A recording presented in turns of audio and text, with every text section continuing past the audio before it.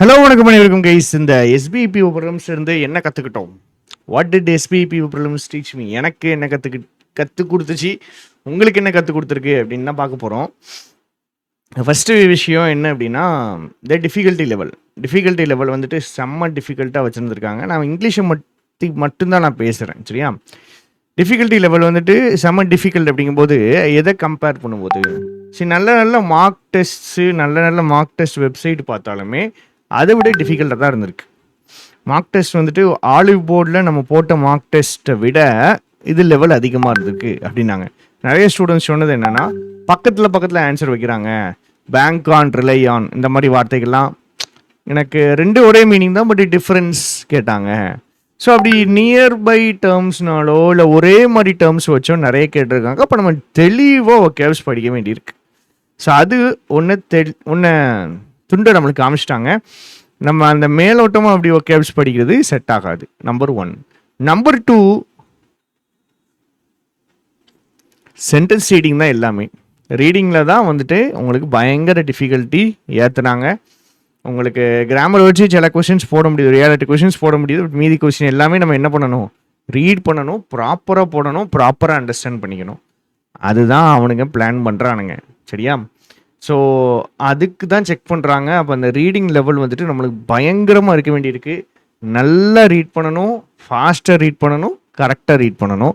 அதுக்கு எப்படி ரீட் பண்ணணும்னு தெரியும். ஸோ இனிமேல் நம்ம கிளாஸஸ் என்ன ஆகும்னா அதுக்கேற்ற மாதிரி தான் கொண்டு போவோம். இப்போ டெஸ்ட் பேட்சில் இனிமேல் நெக்ஸ்ட் 15 டேஸ்க்கு ரீடிங் தான் கொண்டு போக போகிறோம், சரியா? ஸோ ஃபுல்லாக நான் எதில் ஃபோக்கஸ்டாக இருப்பேன்? ரீட் பண்ண வைக்கிறது, ரீட் பண்ண சொல்லி கொடுக்குறது, அதில் தான் நான் ஃபோக்கஸ்டாக இருப்பேன், சரியா?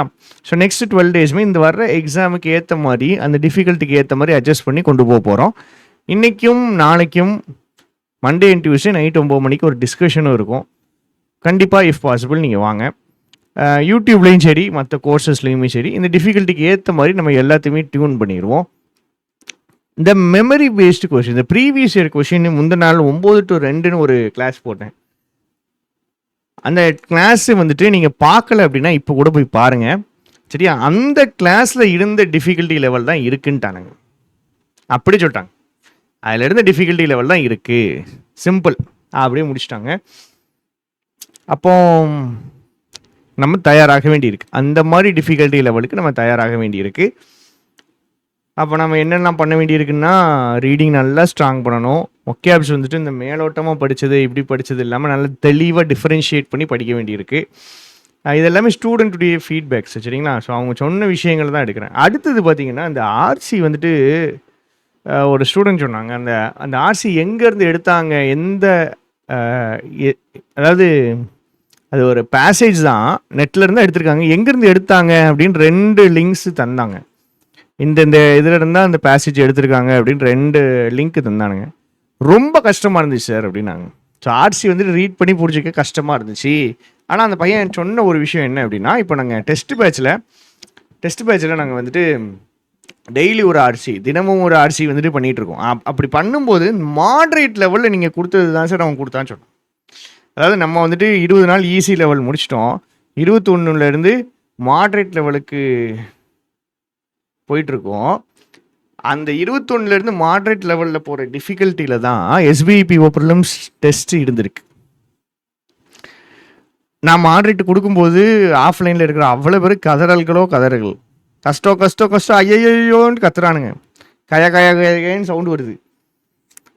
ஆனால் பார்த்தீங்கன்னா அந்த லெவல் டிஃபிகல்ட்டிக்கு எக்ஸாம் இருக்குது. அப்போ பார்த்தீங்கன்னா நம்ம டெஸ்ட் போடுற லெவலுங்க ஏற்றணும், சென்டென்ஸ் அண்டர்ஸ்டாண்டிங்கை ஏற்றணும், ஆர்சி லெவலை ஏற்றணும், அப்புறம் ஒகேப் படிக்கிறதையும் என்ன பண்ணணும், டிஃப்ரென்ஷியேட் பண்ணி தெளிவாக படிக்கணும். ஸோ இது எல்லாமே ஸ்டூடெண்ட்டுடைய இன்புட். பசங்க சொன்னது ஏன்னா நான் நிறைய விசாரிப்பேன், ஒரு எக்ஸாம் போயிட்டு வராங்கன்னு போது நிறைய விசாரிப்பேன், நிறைய சொல்லுவானுங்க. அதாவது இந்த துக்கம் விசாரிப்பாங்கல்ல, அந்த மாதிரி விசாரிக்கிற மாதிரி ஆயிடுச்சு, சரியா? அண்ணன் உங்களுக்கு நடந்த விஷயம் தெரியுமானே அப்படிங்கிற மாதிரி கொஞ்சம் கேர் ஆகிட்டாங்க. பட்டு ஓகே, ஒரு லெவல் இப்படி தான் இருக்குது அப்படிங்கிறத நம்ம புரிஞ்சுக்கிறோம், தெரிஞ்சுக்கிறோம். அதுக்கு ஏற்ற மாதிரி நம்ம என்ன பண்ணிக்கலாம், ஏற்றிக்கிடலாம், பிரச்சனையே கிடையாது. நம்ம எவ்வளோ நாளும் கொண்டு போட்டோம், அதுக்கு நேரம் அடித்து நம்ம ஏற்றிடலாம். தைரியமாக இருங்க. இந்த வீடியோலையுமே இதுதான் என்னுடைய அப்சர்வேஷன்ஸ். உங்களுக்குன்னு அப்சர்வேஷன் இருக்குது, சரி கிளாஸ் இப்படி கொண்டு போங்க. நீங்கள் தயவு செஞ்சு அந்த பிஒய்க்யூ போய் பாருங்கள். சரியா? பிஒய்க்யூ 3 செட் எடுத்துகிட்டு வந்தாங்க, 9 to 2ன்னு எக்ஸாமுக்கு முந்தின தேர்ஸ்டே நைட்டு. ஸோ அதை போய் பாருங்கள், அது எப்படி இருக்குன்னு உங்களுக்கு சொல்லுங்கள். அதை வச்சு நம்ம டிசைட் பண்ணலாம். அது உங்களுக்கு எப்படி பிடிச்சிருக்கு, அதே மாதிரி தான் எக்ஸாம் டிஃபிகல்ட்டி இருந்துச்சா அப்படிங்கிறத எனக்கு சொல்லுங்கள். ஏன்னா நம்ம அதை கண்டிப்பாக யோசிக்கணும். நம்ம வந்துட்டு ஃபைனலி வந்துட்டு மனசு ஆறுதலுக்காக நம்ம படிக்கலை, நமக்கு அது செட் ஆகாது. உங்களுக்கு வந்துட்டு ஐயோ ரொம்ப டிஃபிகல்ட்டாக போனால் இவனை கஷ்டப்படுவானுங்களே, கொஞ்சம் மனசு ஆறுதலாக கொஞ்சம் ஈஸியாகவே கொண்டு போவோம்னா அது சொல்லிக் கொடுக்குறது வேஸ்ட்டு. நம்ம டீச் பண்ணுறோம் அப்படின்னா கிராஜுவலாக ஸ்டெப் பை ஸ்டெப்பாக எக்ஸாம் லெவலுக்கு போகணும், எக்ஸாம் கிளியர் பண்ணுற ரேஞ்சுக்கு டீச் பண்ணணும்.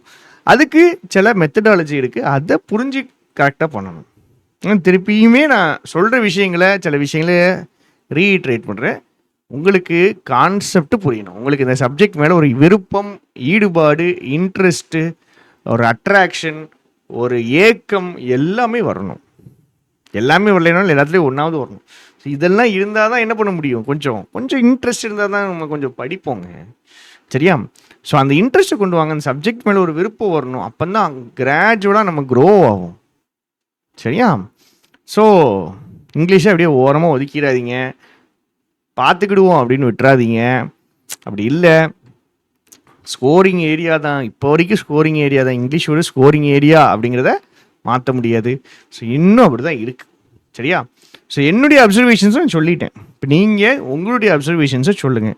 இதையும் தாண்டி இங்கிலீஷ்க்கு நம்ம என்ன பண்ணணும்? இப்போ என்னுடைய பிளான் என்னென்னா, அடுத்த ஒரு பிடிஎஃப் கோர்ஸ், கண்டிப்பாக all English PDF course daily 120 days, 120 daysக்கும் பேராஜம்பிள், 120 daysக்கும் ஆர்சி, இதில் 20 கொஸ்டின், இன்னொரு 15 கொஸ்டின் மிக்ஸு. ஸோ அது ஃபில்லர்ஸாக இருக்கலாம், அது எரர்ஸாக இருக்கலாம். அந்த மாதிரி நான் பிளான் பண்ணுறேன். இன்ஃபேக்ட் நான் எப்படி பிளான் பண்ணுறேன்னா, 10 டெய்லி என்ன பண்ணணும்னா 10 ஒரு ஆர்சி 10 கொஸ்டின், ஒரு பேராஜம்பிள், 2 பேராஜம்பிள் இல்லை 3 பேராஜம்பிள். ஸோ அது ஒன்று தனியாக. அப்புறம் வந்துட்டு கண்டிப்பாக 10 எரரு, இது டெய்லி இருக்கும், இந்த 3. அதுக்கப்புறம் கண்டிப்பாக ஒரு ஸ்கோர் பூஸ்டரு, அப்புறம் ஒரு ஃபில்லர். இவ்வளோதான், இங்கிலீஷே இவ்வளோ தான். Filler, errors, score boosters, para jumble, RC and இது, அவ்வளோதான். சரியா? Para jumble, RC and errors. அப்போது இது நான் யோசித்து வச்சுருக்கேன். ஒரு நாள்லேயே அப்போ நம்ம என்ன போடுவோம், கண்டிப்பாக ஒரு ஆர்சி போட்டுருவோம், 3 பேராஜம்பிள், ஈஸியான பேராஜம்பிள், இனிஷியல் டேஸில் ஈஸி, போக டிஃபிகல்ட்டி ஏற்றிடுவோம். அதுக்கப்புறம் வந்துட்டு 10 எரர் போடுவோம், அதுக்கப்புறம் 10 ஃபில்லர் போடுவோம், அதுக்கப்புறம் 10 நம்ம சூப்பராக ஒரு ஸ்கோர் பூஸ்டர்ஸ் போடுவோம். ஸோ இப்படி எடுத்து வச்சோன்னா ஒரு நாளைக்கு 50 கொஸ்டின் வந்துடும், 6000 கொஸ்டின் வந்துடும். சரியா? 120 daysக்கு 6000 கொஸ்டின்ஸு. ஸோ இது ஒரு பெரிய ஒரு இது தான். ஸோ இது பண்ணலாமா அப்படிங்கிறத சொல்லுங்கள். இது எந்த அளவுக்கு பெனிஃபிஷியலாக இருக்குன்றது தெரில, பட் நான் இதுக்கு பெருசாக பிளான் பண்ணணும், என்ன பண்ணணும்னு தெரில. ஸோ உங்களுக்கு ஓகே இந்த மாதிரி பண்ணுவோம் சார் அப்படின்னா சொல்லுங்கள். டெஸ்ட் பேட்சஸ்லேயும் கிளாஸஸ் போயிட்டுருக்குது. கிளாஸ் பேட்சுங்க பாருங்கள், டெஸ்ட் பேட்ச்லேயும் போயிட்டுருக்கு. பிகினர்ஸ் கிளாஸுக்கான ஒரு பிளானும் நம்மக்கிட்ட இருக்குது, 777க்கு அவைலபிளாக இருக்கும், வேணால் யூஸ் பண்ணிக்கிங்க. வேறு எந்த விதத்தில் நான் உங்களுக்கு என்ன பண்ணணும்னு சொல்லுங்கள், நம்ம பண்ணிடுவோம். சரியா? We are in this together. நம்ம சேர்ந்து தான் போராடணும், சேர்ந்து தான் படிக்கணும், சேர்ந்து தான் ட்ராவல் பண்ணணும். ஏதோ தனியாக நம்ம ஏதோ போராடுறோம் அப்படிங்கிற மாதிரி உங்களுக்கும் ஃபீல் வந்துடக்கூடாது, எனக்கும் ஃபீல் வந்துடக்கூடாது. Thank you, tata, bye bye.